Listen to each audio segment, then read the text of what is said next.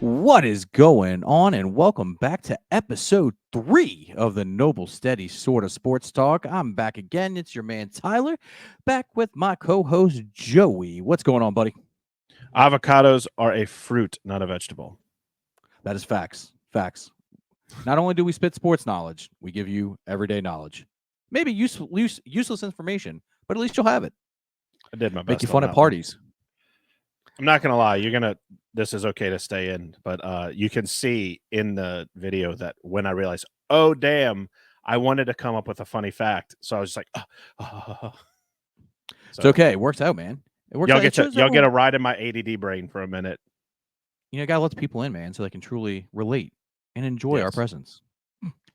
With that being said, man, we got a lot going on today. As of recording, we have the final day of the NBA season. The NHL playoff races are kicking off, except for the Western Conference. We know. Yeah, that's sad. The Masters are going on the last day, and then we had UFC 300 last night, and then we can probably dive into a lot more going on in the sports world, but we don't want to make it too long for y'all. So, Joey, do you want to hop into the NBA Let's hop playoffs? into basketball. Basketball. Let's do it, man. So our team, the Pelicans, are playing against the Los Angeles Lakers today, which is going to be a big game because it has giant playoff implications for not only us, but for the Lakers as well. Meaning that if we win the Pelicans, if we win, we automatically lock up the 6th seed, meaning we're finally, and I mean finally, out of the play-in tournament, which has been the bane of our existence the last 2 years. We haven't been able to get out of it. But I have a good feeling, Joey. What about you?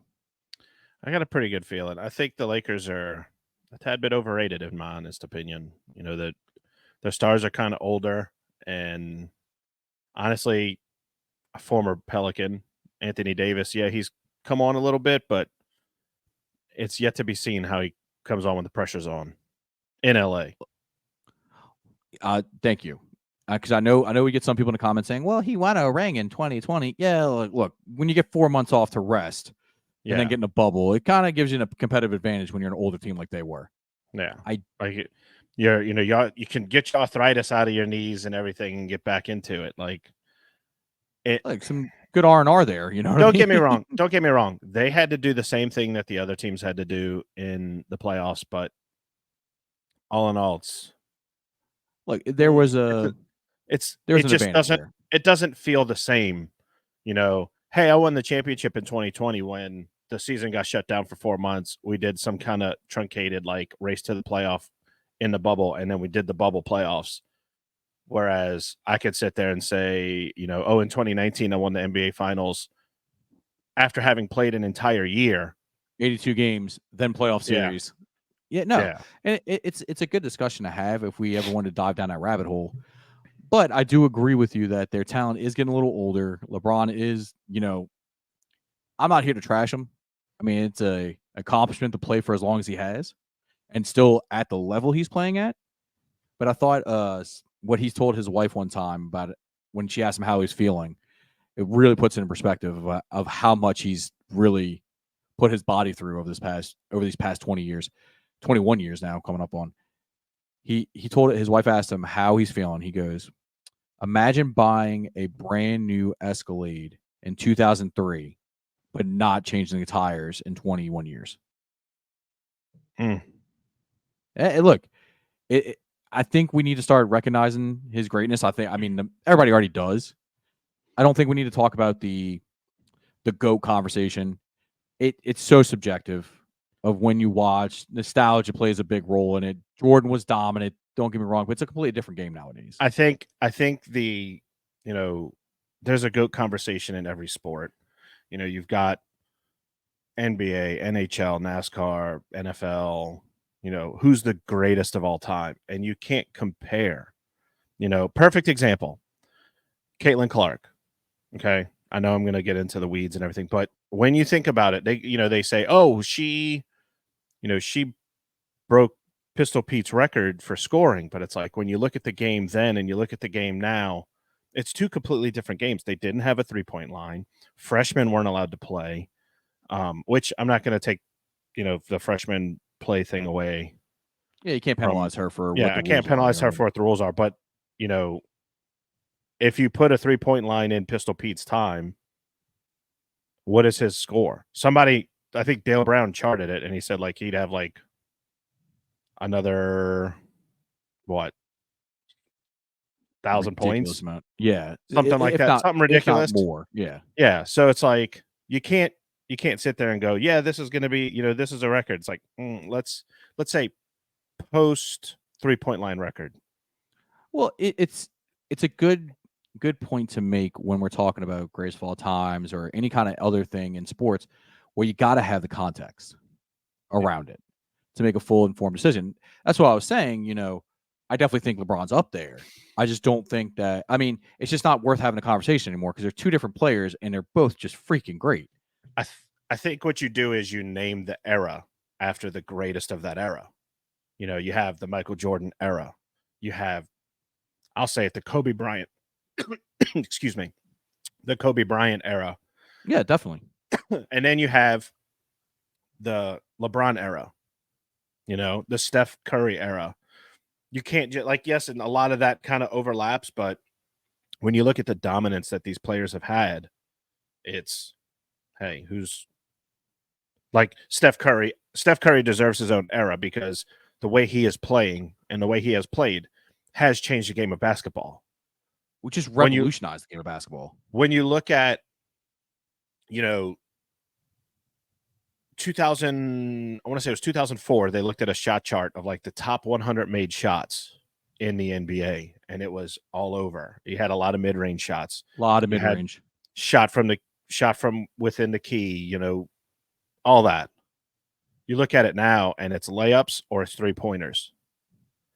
There's no mid-range anymore. So, not saying that they don't still make mid-range shots, but the top 100 shots attempted and made are from three-point line and layups. Well, yeah, So, because and a lot, analytics has a lot to play into it because they're saying, well, why settle for a 2 when you can get 3? You know what I mean? And it's all goes to strategy and everything like that. But bringing it back to the game itself, I think it's quite fitting that for the Pelicans to, because this year I will say, staying consistently healthy, they're right there. Like you put them in the Eastern Conference, they're the 2 seed, mhm. right? And we just play in a great conference, and these teams are so good. I feel like them getting in the playoffs is them taking another step. Like not the play in, the playoffs, right? And I still stick by my statement with the last time we talked about it, whether it's a successful season or not. I still think they need to win a playoff series, but this is definitely a step in the right direction. Mhm. Because I mean, look, if we draw the Nuggets round 1,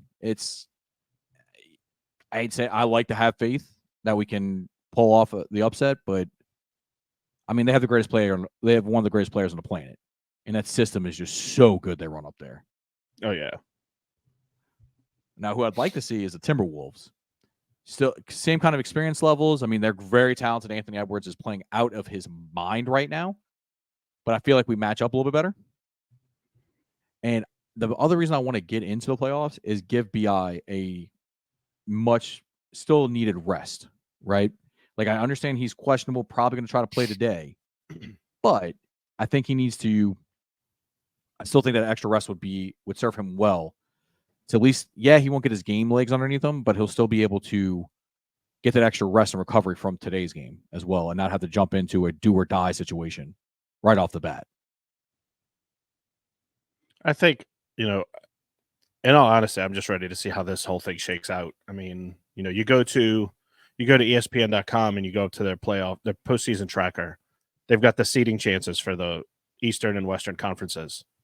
Oh, good. And Yeah, let's run through that. and I'm looking at it right now, and it's let me try to get you back up here. So the West, you have Oklahoma City, 81% chance to get the number 1 seed. I think that's pretty much a given. Well, if I'm The not mistaken, all Timberwolves, 3 of them are tied the at the top right Timberwolves now. are well, the Denver Nuggets don't have a shot. Okay, They might have. I think it's like a 2% chance. gotcha. The 4th seed and the 5th seed are already locked up. That's a given. Yep. It's honestly looking like it'll probably be right now 63% chance that Denver Nuggets have that 3 seed, and we have an 80% chance at that 6 seed, so it's probably going to be us and Denver. The Timberwolves are the only other team that they show as a chance to get that 3 seed. And they would have to lose today to the Suns, if I'm not mistaken, if that's who they're playing. I think there's a lot of different scenarios that need to happen. Well, let's hope that's the way it goes. But I really don't want to face Denver. But if we have to, what's that old adage? To be the best, you got to beat the best. Right. I think if we play Denver, we beat Denver, we have a good shot at making the finals. If I had to guess, just because, like you said, to be the best, you have to beat the best, and look, they're one of the best teams. Yeah, I mean the defending champs for a reason. If we go in and we somehow pull that off, I think right there it's a win as a season as a whole. Because you showing your team has the potential to be that good. Point Zion, we trust on this one. Yes, we just gotta hope that they play smart basketball. They don't, get in that mode of just trying to shoot threes for the sake of shooting threes. Like, get easy points, get easy buckets. But hey, man, if CJ's shooting like he has been the last few games, let him just chuck it. What do you have? 5, 6 threes like in the last 2 games? I'm like, geez, dude. So I went to the Miami Pelicans, the Heat Pelicans game that was in New Orleans, and they couldn't buy a 3. Yeah, I think they were like 1 for 12 at one point, and it's like, okay, so we're not making threes. Let's start making easier shots. Let's start making shots from inside the 3-point line. Establish that so that we could keep up with this team. I think the closest they got was like down 4, and it was like they went down 4, and then Miami went immediately down and put them down 7, and that's about it. Was like that was it. Yeah, and then they had to fight, and it's like, oh, we're kind of stuck with who we got now. Still, Jose, man, let's not go off the biggest guy on the team. Like, I appreciate it. Listen, it's not about the size of the dog in the fight. It's about the size of the fight. He definitely has that dog in him for sure. He was ready to rip some heads off. Dude, was he? So, just to put in a little perspective, how hot CJ McCollum's been lately. The last 3 games, okay? The 9th against the Trailblazers, granted not a top team, 5 for 10 from 3-point range, 50%. The 11th against the Kings. Now these last 2 games are very important games to stay within the 6th seed. 9 out of 12 from 3. Next game against the Splash Bros in Golden State, 8 of 13 from 3. That is absolutely insane when you look at it. Like, that's astronomical numbers. So if he can keep that up, then chuck it. But I agree with you. We need to make sure that we stay, I guess, consistent on offense, right? And just that's what it's about. That's what it's about. You have to be consistent. Consistency is key in everything you do. And if you're good at this, yes, they're going to defend it, but stick with what, if it ain't broke, don't fix it.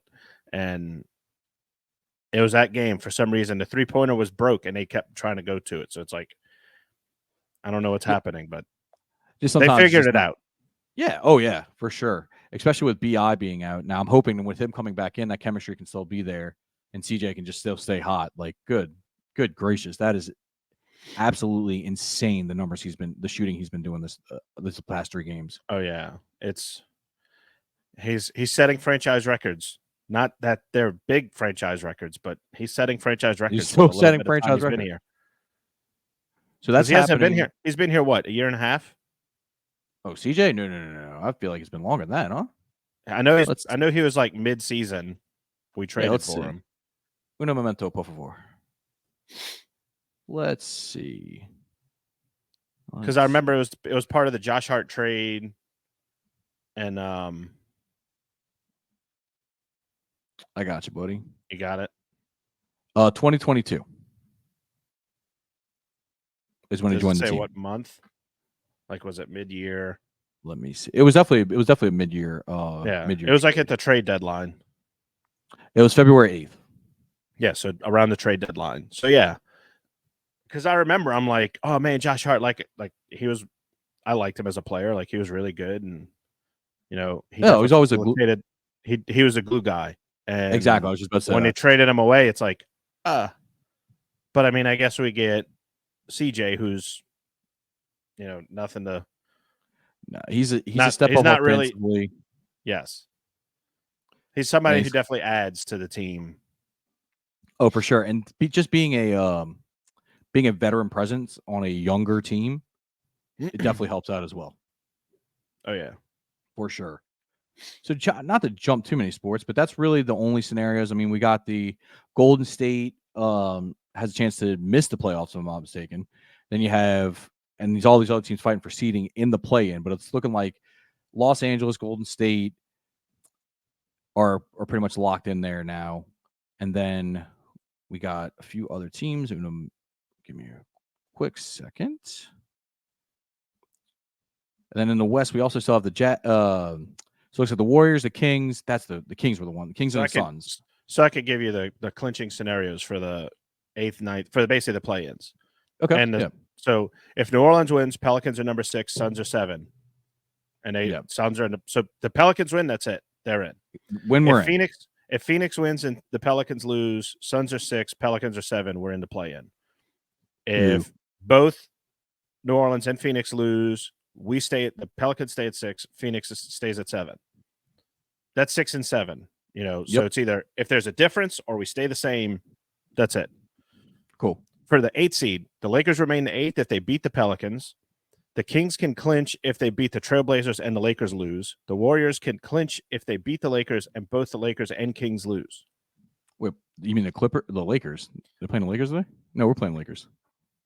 No. The Warriors clinch if they beat the Jazz. Sorry. Okay. And the Lakers and the Kings lose. Okay. This is where it gets kind of, funky. Ernie Johnson telling the playoff scenarios, and Charles Barkley has a little monkey thing over his head going ting, ting, ting, ting, ting. So, all right. So that's 8th seed. The 9th seed, the Kings will remain the 9th if they win. The Lakers will drop to the 9th if they lose, and either the Kings or the Warriors win. Okay. The Warriors clinch if they win, and if either the Lakers or Warriors lose. Jeez. Okay. I'm trying to keep up here. Yes. The Warriors will remain. Yeah, the Warriors will remain 10th if both the Lakers and Kings win. The Lakers will drop there if they lose, and both the Kings and Warriors win. And the Kings will drop to 10th if they lose and the Warriors win. So it looks like the play-in's already settled. The main movement we have is seeding purposes, and you have seeding purposes. So I'm looking on NBA.com right now. At it, shout out NBA.com. Yeah, and it looks like okay. Yep, everything you just spelled out is exactly right. I just want to make sure on the scenarios real quick. Cool. Yeah. Pretty much the West is set. Now let's see. It's just East, where you're going to be. I want to say the East doesn't have much going on today. All right. The East, on the other hand, let me pull up their playoff scenario. That's the West. Here's the East.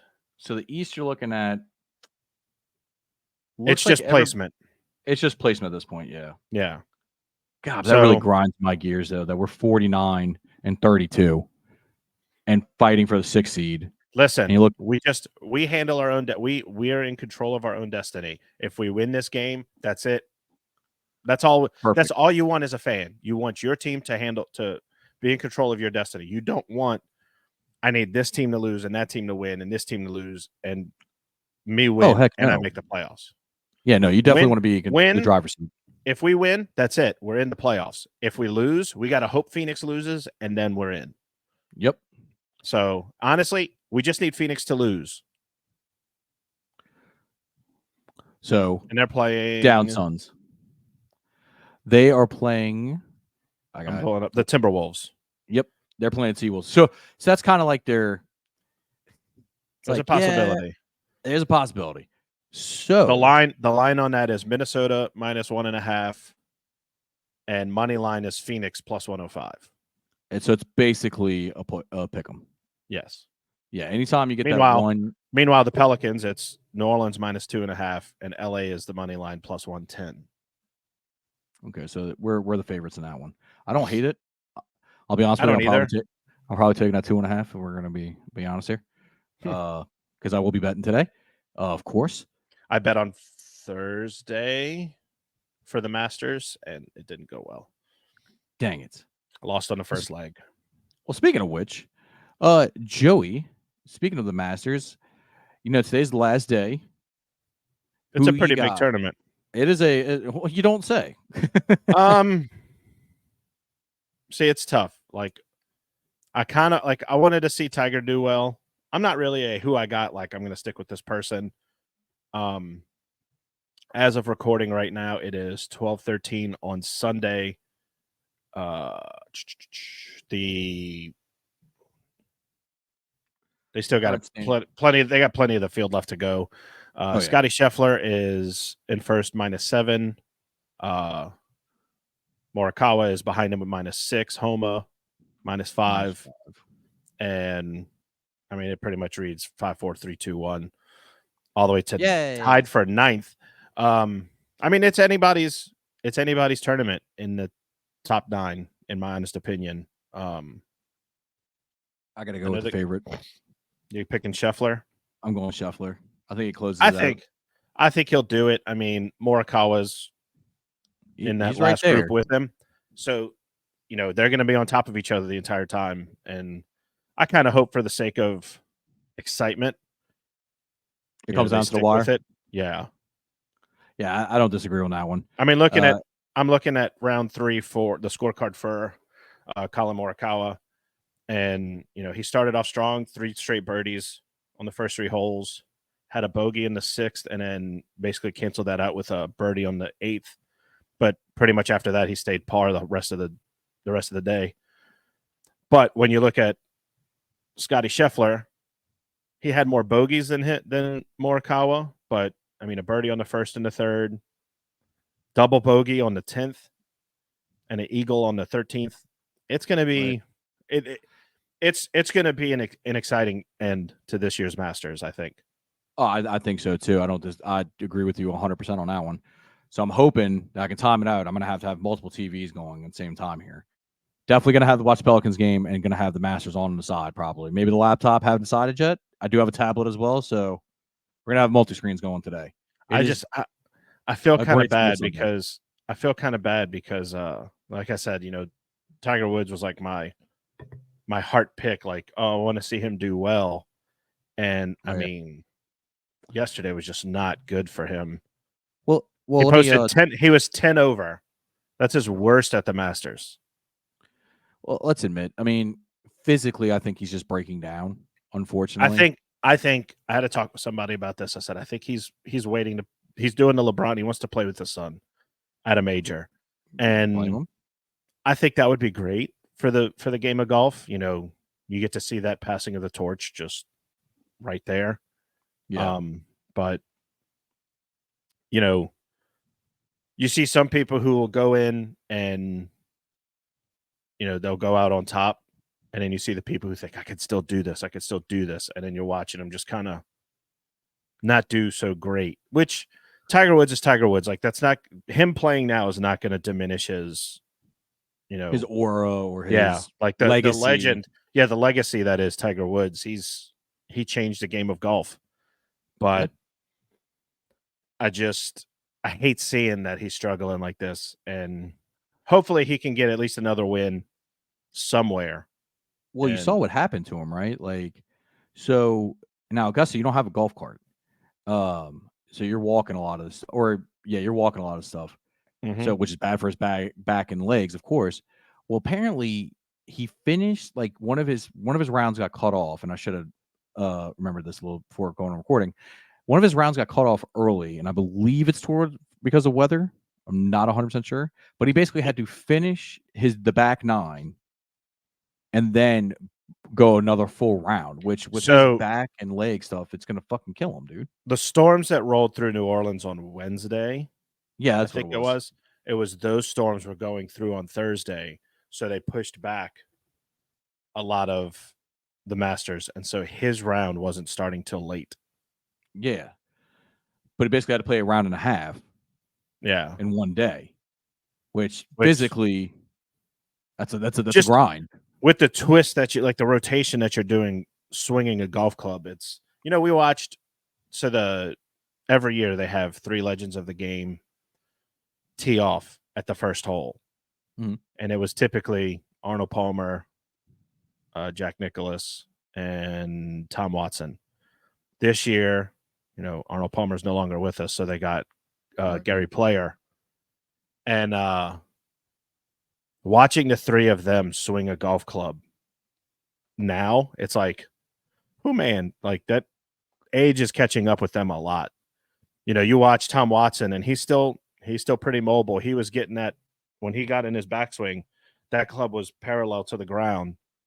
But you Yeah. watch like Gary Player, and he can only get to here, and Arnold Palmer can only get to here, and you know they still did decent shots. They were straight, but it's golf is a lot tougher than people think, for sure. It's a lot of wear and tear on your body. I mean, it's just anything you do because a lot of these guys are playing since they're young, right? So whether you're swinging a baseball bat, throwing a ball, shooting a basketball, or taking a football tackle, or kicking a soccer ball, or even or golf, like there is a wear and tear on your body that eventually the bill comes due, right? Yeah, Like, and especially the older athletes from past generations that didn't have the access to the medical training or medical procedures that we do now.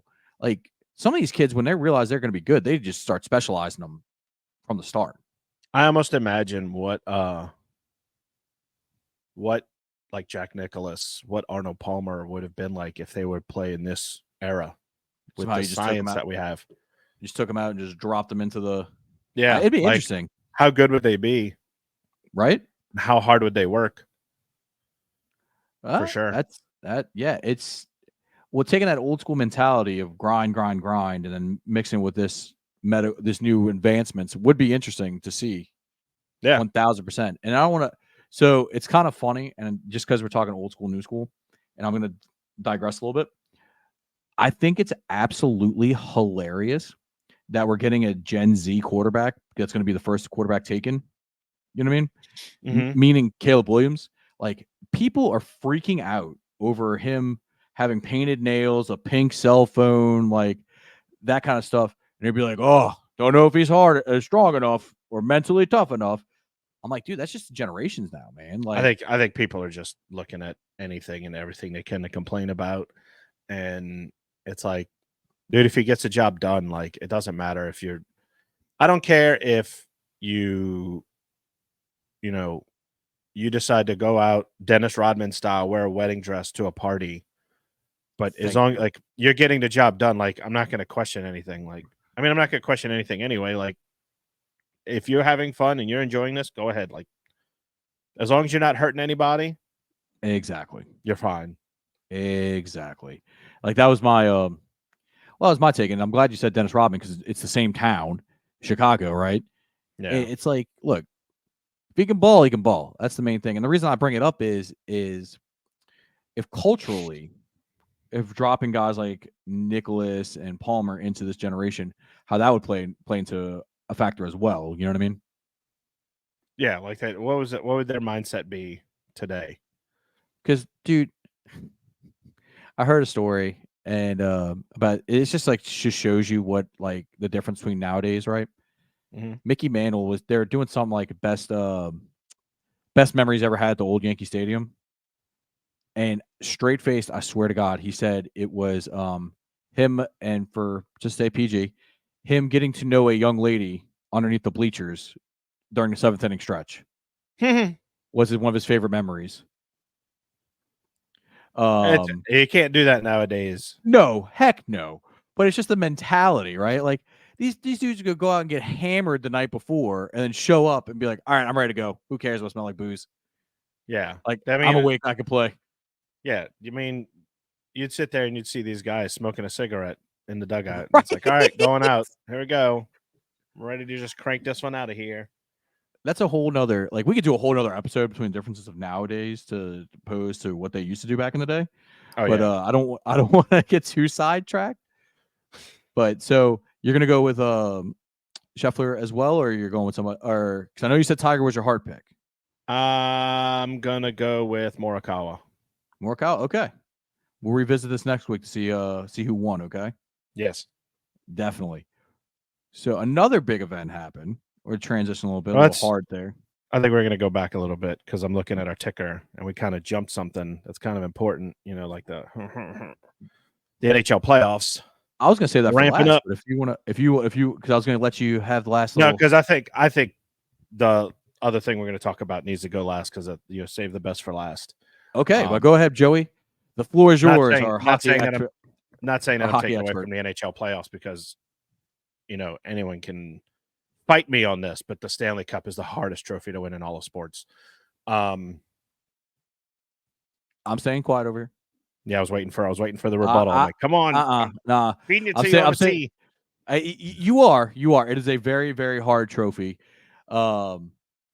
I will just say, just by format, just the do or die nature of it, the Lombardi, I think, is a little harder to win. So I disagree with you because when you have the NFL playoffs, it's you play one day, you wait a week. You play one day, you wait a week. You play one day, you wait 2 weeks, and then you play. Okay. Okay, I can take that. I can give you that, LeBron. It's a little harder. Since we said format, okay. Yeah. In the NHL, you could play 7 games in 2 weeks, then play another 7 games in 2 weeks, then play another 7 games in 2 weeks, and then play the next 7 games, and that be your Stanley Cup final. The other thing that could happen, which has happened, I go back to we talked about the NBA bubble, the NHL bubble. There was a game that went to I want to say 5 overtimes, and their overtime period is not shrunken down. It's not it's not like the regular season where it's 3-on-3, 5 minutes, and then a shootout. It's we got another 20-minute period to go. First to score ends the game. You play 5-on-5, and it is nonstop. You're on the edge of your seat, like who's going to score next. You have your moments where it's like, okay, take a breath.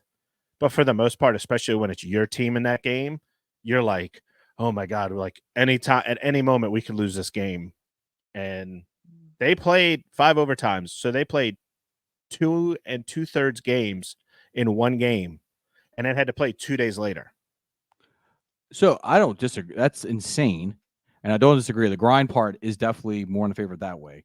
I guess my kind of reasoning behind where I said Lombardi is yes, as is not physically as taxing or game after game after game, you only get one shot.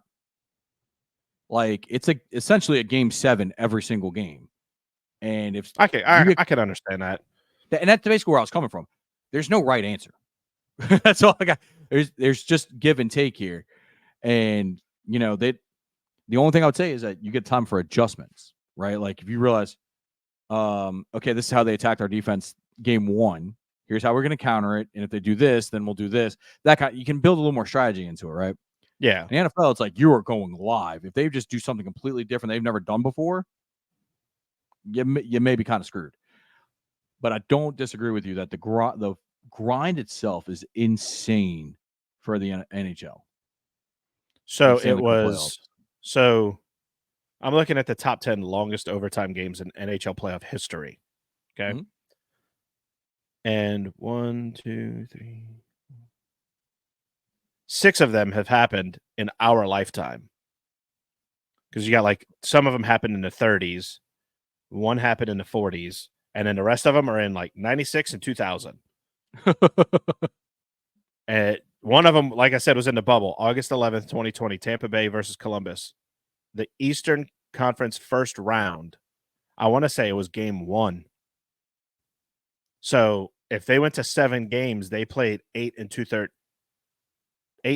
games in one series.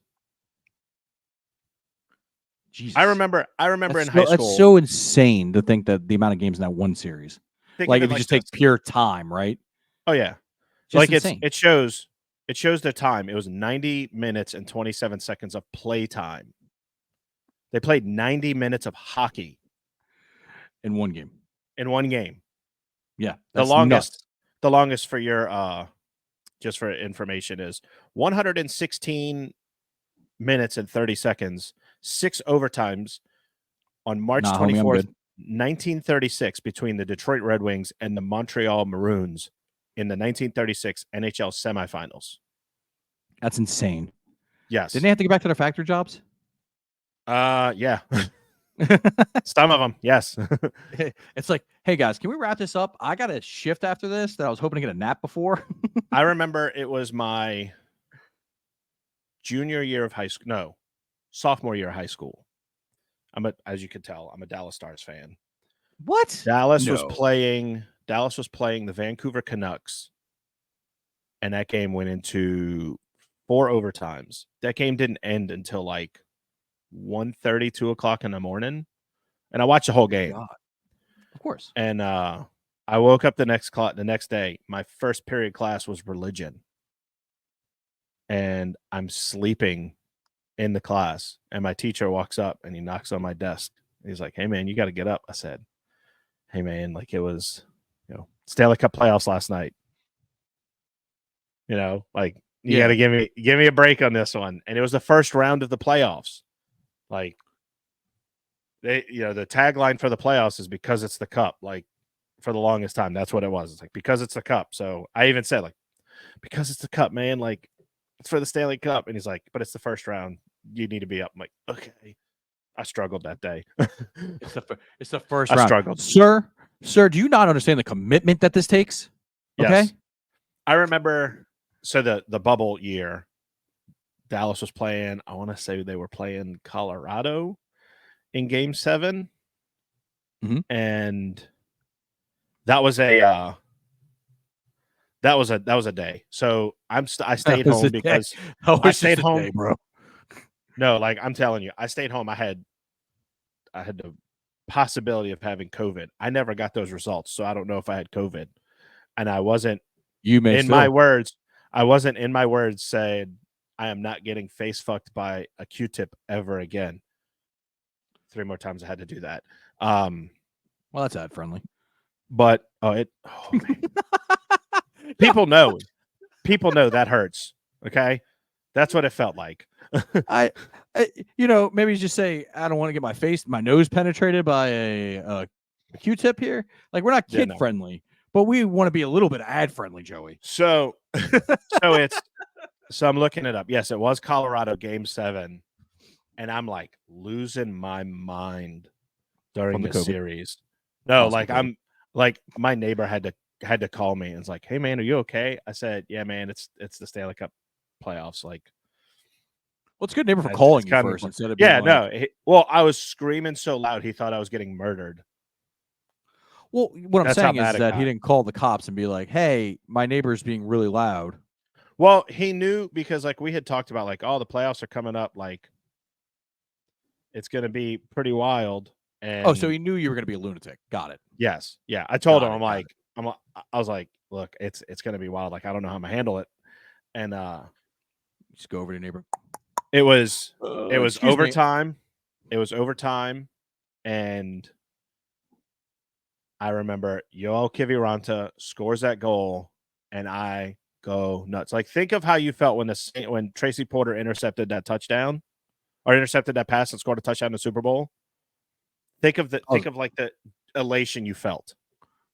I hugged a bunch of random people I didn't know. I felt that 30 times over and I was by myself. That sucks. Like, I'm like, oh my God, we fucking won it. Yes, like, let's go. Like screaming as loud as I can.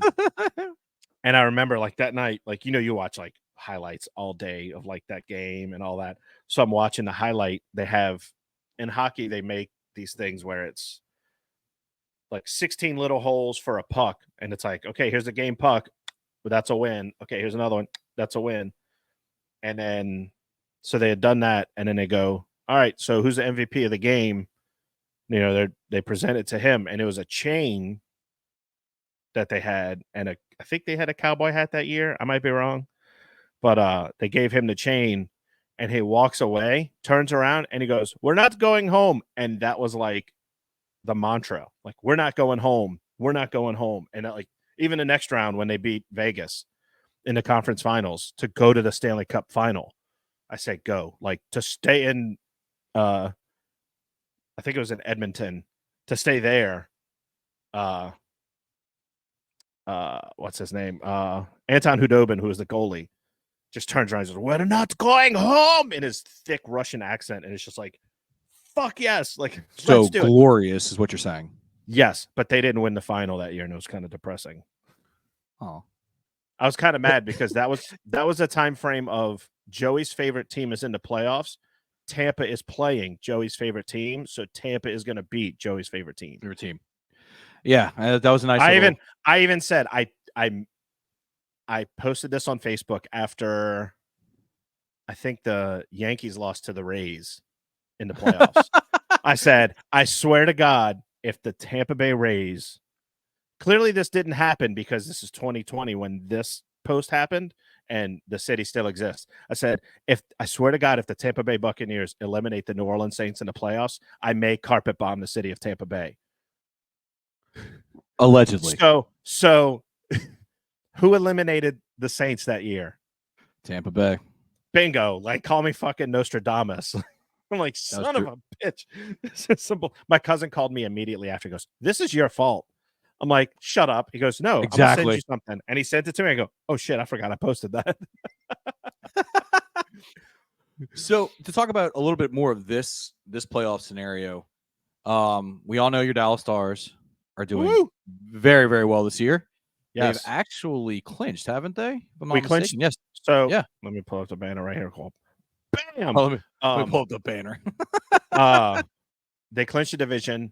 They needed Vancouver to lose last night against the Edmonton Oilers to clinch the West. That didn't happen. So but still probably can, huh? Yeah, they still can. Yeah. But now we need stuff in the East to happen. So the NHL does this thing. It's the President's Trophy. If you have the most points, which it's 2 points for a win, 1 point for an overtime loss, and 0 points for just a regular loss. A loss, yeah. Or if you're in overtime and you pull your goalie and you lose, you get 0 points as well. Which that would happen this year. We need the New York Rangers to lose, and we need to win. I was just about to say, looking at the current points right now, you have the Rangers in first with 112. And then right behind them, you got the Dallas Stars with 111. And I want to say we both have one game left in the season. This is how good it looks for Dallas fans. The Dallas Stars play on Wednesday against the St. Louis Blues, who, as of recording right now, are losing to the Seattle Kraken 1-0 in the first period. And the Rangers play the Ottawa Senators, which, if I go back to the league standings, they play tomorrow. They play tomorrow.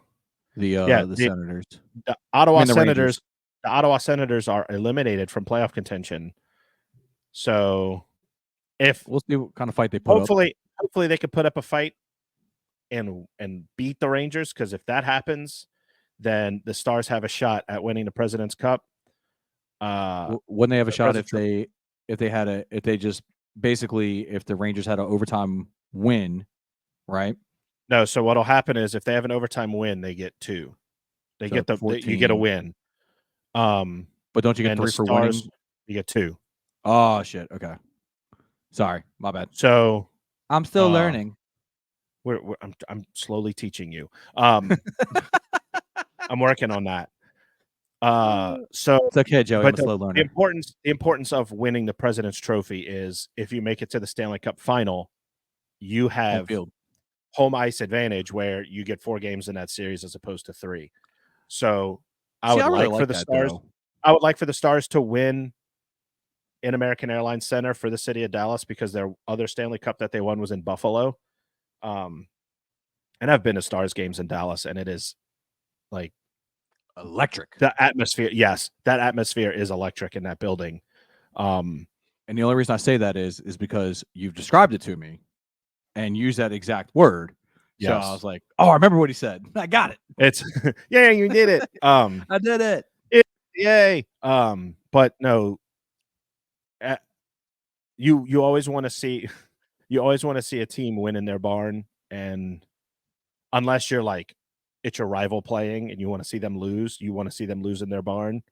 Um, but it's not looking good. I say not looking good. It's looking like it's going to be a difficult road for Dallas because as of right now, and I don't think it's going to change, they're going to play Vegas in the first round, the same Vegas team that eliminated them in the Western Conference Finals last year. So, Yeah, and hockey has, if I'm not mistaken, like I said, still a mhm, novice, they have a little more tendency for teams getting hot in the playoffs and making yes, runs. Okay. ask the Boston Bruins, who I think scored 126 points last year and were bounced in round one God, it's by the Florida. By I demoralizing. want to say it was the Florida Panthers who eventually made it to the Stanley Cup Finals. But it's there's It's nothing like wild, playoff man. hockey. There's nothing like playoff hockey. Well, we'll have some special edition episodes. How's that sound? Yes. After big games and Maybe we'll stuff. do it. Maybe we'll start practicing live streams. Okay. All right. I'm down. It's just that we're adding on there. Maybe get to, Right? well, maybe episode 5 as a, Yeah, I'm just saying, like, we'll throw something in there at some point. I'm not opposed to it. So, So back to clinching scenarios. The West is set. yes. You know, Vegas just got into. They're the last team to get into the Western Conference playoffs. So, like I said, they will face Dallas. Winnipeg gets the Nashville Predator. No, I lied. Vancouver gets the Nashville Predators, and then the 2 and 3 seeds from each division play each other. So Winnipeg gets Colorado, and Edmonton gets LA Okay. in the Western Conference. In the Eastern Conference, the race is a little bit tighter. You have the Pittsburgh Penguins with 86 points, the Philadelphia Flyers with 87, the Washington Capitals with 87, and the Detroit Red Wings, I almost said Detroit Lions, with 87. It's going to be a tight one, as they say in the Eastern Conference. So it's a race to the It's finish. anybody's game. Trying to pull up the simple fact that you have 1, 2, 3, 4, 5, 6 teams separated by like a total of 6 points. If you go from the top one to the bottom one, and then a few other ones are like separated by 1. I want to say so. There's the Red Wings have 87 points, Capitals have 87 points, Flyers 87, and Penguins 86. yes. That's nuts to me, man. There are 2. Okay, so there's a couple playoff scenarios, clinching scenarios today. The New York Rangers will clinch their division. They're not playing today. If the Carolina Hurricanes lose to the Chicago Blackhawks in regulation, so not an overtime loss, that's where that Okay. overtime loss point kind of adds to it. It kind of adds that little extra little like, hey.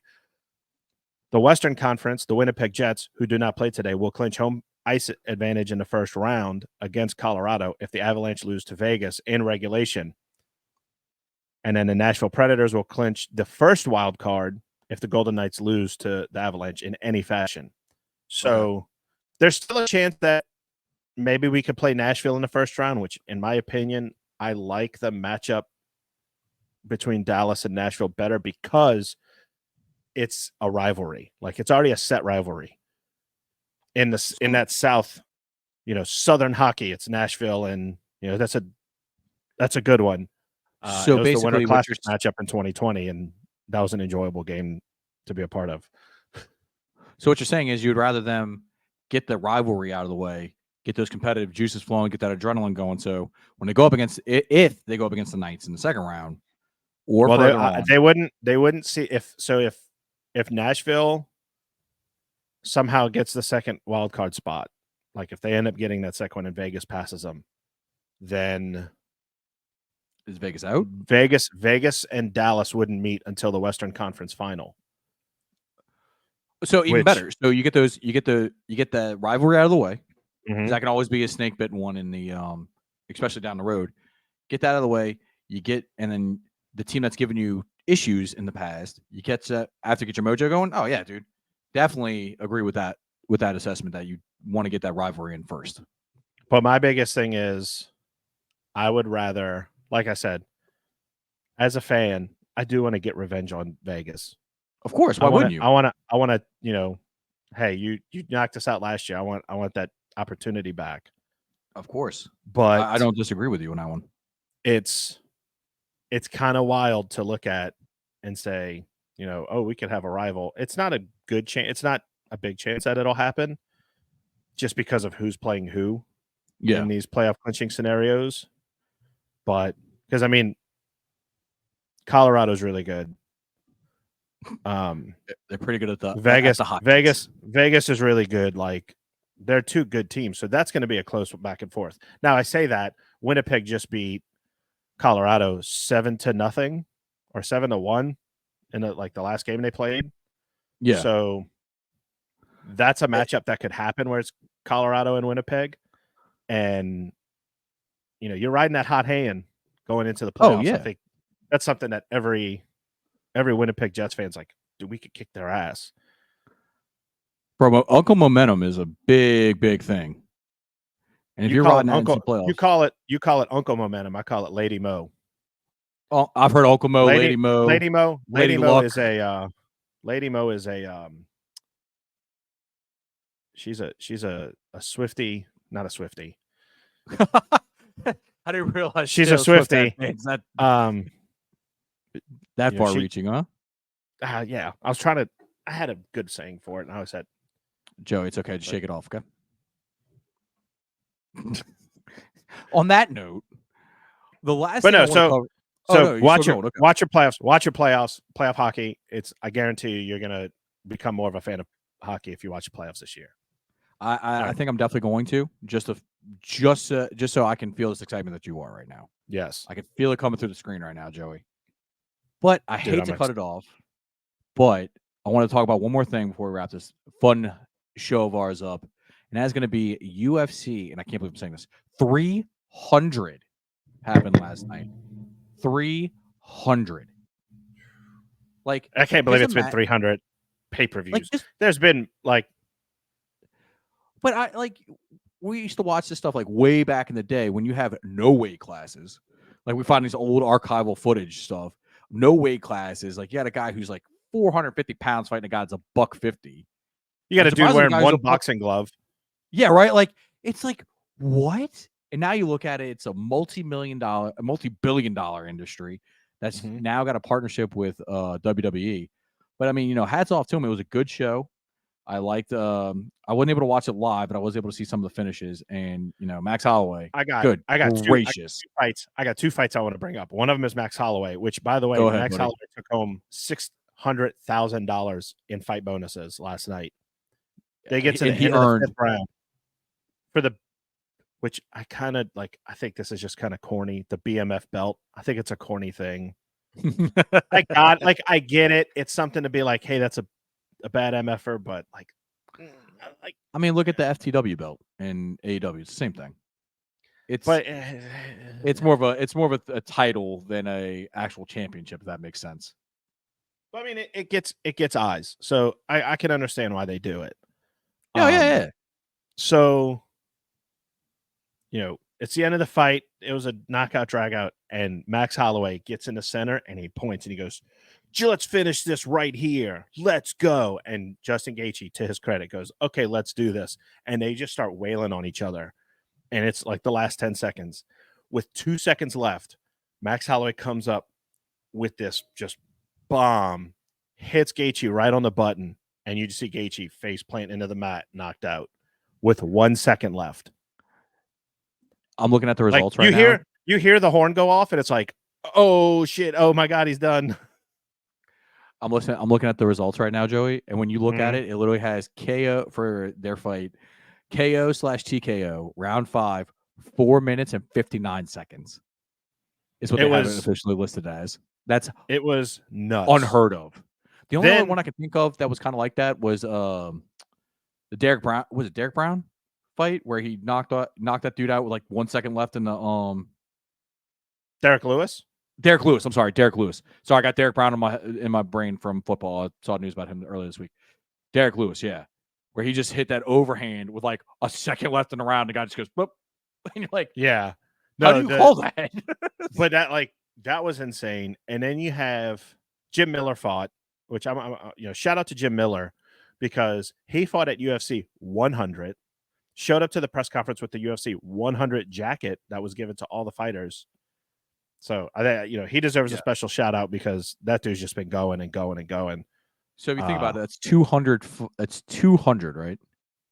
Not that he's been in 200 fights. No. That's 200 pay-per-views in that span between that.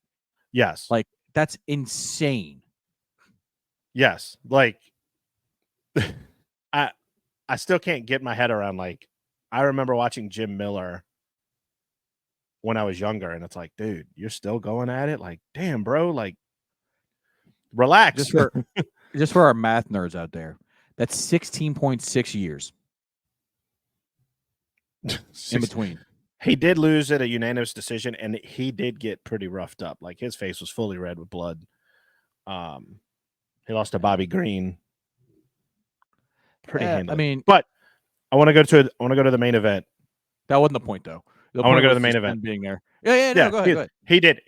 Jim Miller gets all the praise in the world. Like, keep fighting. Yeah, dude. That's more along lines of as long as you're healthy and you're enjoying it. Yes. Do your thing, man. Alex Pereira, and Jamal Hill. Bro, I got funniest moment. Okay. Alex Pereira gets incidentally kicked in the cup, and he kind of adjusts himself. Herb Dean goes to stop it. Alex Pereira just goes to Herb Dean. Herb Dean backs out. We couldn't see your hand. He just told him to back off.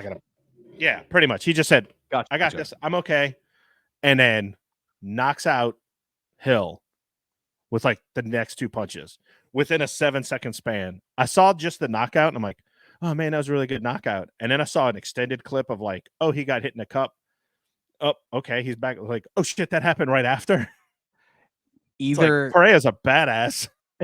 Either Hill woke up the giant by kicking him in the cup, for lack of a better term, because we are trying to say PG here, Joey. No, that's been long gone. Yeah, anytime you drop anyway. Sorry. Either he woke up sleep and jive by kicking him in the cup, or Pereira had this already like mapped out, and he's like, no, do not put a stop to this. This is my time. Yeah, my one shining moment. No, like he was like, no, dude, do not stop this. I need him to keep coming this way. I got this planned out. Don't worry. Like, yeah, we'll worry about the boys later. We're good. But it was like, it was a great pay-per-view, and they announced Conor McGregor is coming back to the octagon finally in June at UFC 303. Okay, let me ask you though. Mm-hmm. Is he? How do I put this? Because I don't want to disparage either one of them, but I'm gonna say, is he going to come back like Ronda Rousey, where after they took that L and had all these? I understand he had the injury and that other fight and all that. I mean, do we see him get knocked out? Like, what are you expecting from Conor when he comes back? I think he's going to sell the fight the way Conor 100%. does. Michael Chandler sold the fight at a WWE event. He did. He yanked the microphone and was like, Conor McGregor, come get your ass kicked. Like, and see, to me, that just shows that this has been in the works for a while now. Because so they coached against each other in Ultimate Fighter. Yes, and the thing that has been since, I want to say, the Ultimate Fighter 4. Wasn't it 4. Rampage? And no, they've been doing it since BJ Penn and Jens Pulver. That's what it was. Okay, it was I want to say it was. Oh no, was that 3? It was whatever year Nate Diaz was in it, or Nick Diaz. I got you. And it's like, okay, the coaches are going to fight after, and they were talking trash the entire season. And I guess it's like, oh, he's filming Roadhouse. He can't fight yet. He's got this. Like, just fight. Just get the fight going. And finally, like, there's nothing going on. They can fight. 5. So Diaz was on 5. Diaz was on 5. Okay, so since 5, because 4 was like the comebacks, whereas like Matt Serra, I'm sorry, that was Nate Diaz. I was on 5, not Nick. Nate. I don't know why I keep getting them confused. Yeah, I give me a shouldn't. second. Yeah, All right, go ahead, buddy. I'm because gonna try to fact check. Nick was the one. Nick was the one that was like, "Where you at, George? Where you at, motherfucker?" Like yelling at the microphone and all that, yelling at the camera. And then, All right. yeah, Nate was the one that fought Connor twice. Yeah, no, I remember those fights. Yeah, It's not but saying on here. what's that? What season he was on? Ultimate Fighter. It was one was like Josh Koscheck and them. 2, I don't remember who it was. 3 was Ken Shamrock and Tito Ortiz. That was the first time the coaches fought. That's what it was. Okay. That See, was I the knew it first was time the coaches early. fought. I'm like, when did they first fight? Because I think the first 2 seasons were like, it was 2 different weight class people were coaching. Like one was Rich Franklin, one was Randy Couture, and then Okay. the other one was like, it wasn't Chuck Liddell. I can't remember. It's good TV though. I'll give you that. The Ultimate Fighter. I enjoy it. I love it. I love watching it. I'll put it on and just kind of keep an eye on it. Some brutal knockouts in that show. Right. So speaking of knockouts, and this is what I know I said this is what we're gonna wrap it up on, but I really want to get your opinion on this one. Mm-hmm. Just because I saw an ad on it, an ad for it on television, believe it or not, is the Jake Paul Mike Tyson fight. Jake Paul's gonna die, dude. I don't Mike really Tyson, wish harm on Mike a lot Tyson, of people. No, listen, Mike Tyson is like Joe Rogan said this when he first interviewed Mike Tyson on the podcast. They had a small table, and he wasn't training; he was just smoking his weed, doing his thing. And he's like, man, like, Iron Mike's cool. Then when he was training for the Roy Jones fight, and he was like jacked, he's like, yeah, we might need a bigger table because I'm afraid like Mike Tyson's gonna like jump across his table and rip my head off. So I want a little more space. Like he was afraid. Dude, when Mike Tyson said Mike Tyson's gonna forget weed just to keep himself calm, I'm like, oh my God. Like, look, he's not the greatest person in the world. Like, he's had his issues. I mean, I think he's definitely become a more beloved public figure since, like, especially like the Hangover movies. I think Mike Tyson has like he sat there and said like I was dangerous, like legitimately. And he's kind of come to grips with like who he was and all that. So I feel like a lot of people look at him and go, okay, like I mean, he went to prison. Yeah, no, look. So he paid his debt to whatever crimes he did, but dude, I'm sorry. Iron So Mike the only thing I'm gonna say, prime. So this is gonna be very telling, right? Because with the Jake Paul fights, they've always been like, well, he's not really fighting anybody. Like he, I know he had a hard time. I don't think he lost, but I know he had a hard time against Fury. He lost to Tommy Fury. Yeah, he lost to Tommy Fury. Yeah, so that was like a legitimate fighter, and that's what I'm saying. Like, it's gonna be really telling if Tyson, how do I put this, looks like he's like holding punches.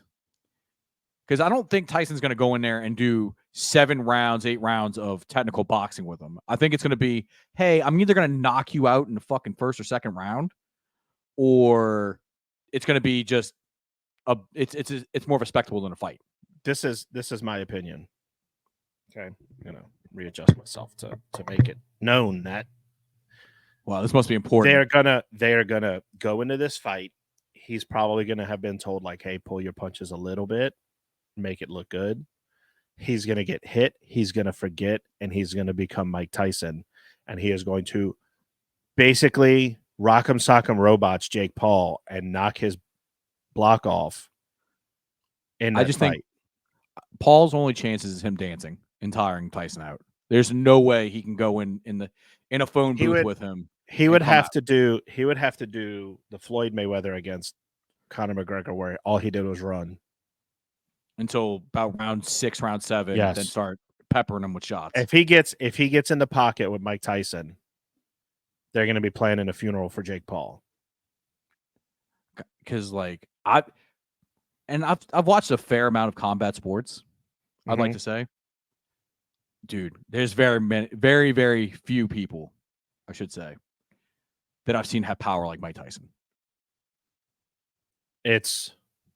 I love his old quote saying, "Everybody's got a plan until they get punched in the mouth." Yes. And that is so true. It is scary how have you seen his training videos? Yes, it is insane. They are nuts. It is absolutely insane for a man that age to be still that good. Yeah. And I mean, you've seen some of the hits he's taken. Like he took that one hit on that hoverboard and it was like, oh man, I don't know how he was still walking. I just don't think that. I think there's sometimes people are just built for things, and I think he was just built to fight. I could probably say, like, if you walk up to him and you pat him on the back, you might as well pat your hand on like stone. That's Mike Tyson. Yeah. Oh, Mike Tyson, man, Iron Mike. I'm probably not going to watch it. I'm 100% watching the highlight of it. Since I don't have to pay for it. Yeah, the good thing is you don't have to pay for it. It's on Netflix. Of course, I'm going to watch it. Like I will probably we may do a live stream for this one too, but we shall see. It's that's it. When is it? Oh, it's not till July 20th, so we got some time. Okay, I thought it was in June, or maybe June 20th. All right, let's fact check this real quick. Paul, Tyson. It's just really weird that Disney kids are now July 20th boxing. I mean, they got to stay relevant somehow. That's what's keeping boxing as relevant as it is. Well, that's the evolution that it came to, right? The UFC. The problem is with boxing is you have so many different divisions. Like you have the WBC, you have, and I don't know, I'm missing something because I'm not a huge boxing expert. WBO, WBC. Yeah, you have all these organizations that have different belts. It became diluted. It became watered down. And then, we got to this point where the UFC started being like, okay, yes, the fighters are the entertainers and everything like that, but we have to make sure the product and the league is the main draw, right?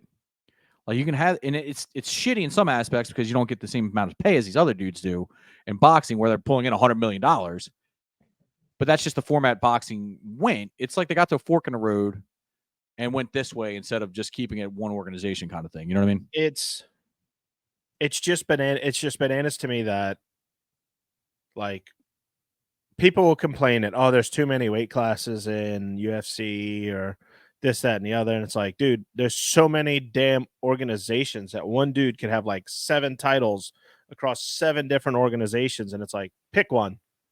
How often do you honestly hear undisputed world champion or heavyweight champion, whatever like that? Yeah, you hear boxing. The WBC world champion, WCB, the WBC, the WBO, the WBA, the ABA light heavyweight champion of the world. It's like, Jesus Christ, dude. Like, are you listing all your former championships? No, I have all these belts at once. Why? Exactly. So we can both agree on that one. Mm-hmm. But I think this is a good spot, bud. Yeah, man. Yeah, bud. So until next time, stay classy, have fun, and remember, avocados are a fruit, not a vegetable. Yes. Until next time, I am Tyler. That's my co-host, Joey. Y'all take it easy. We'll be back again. Deuces, gooses.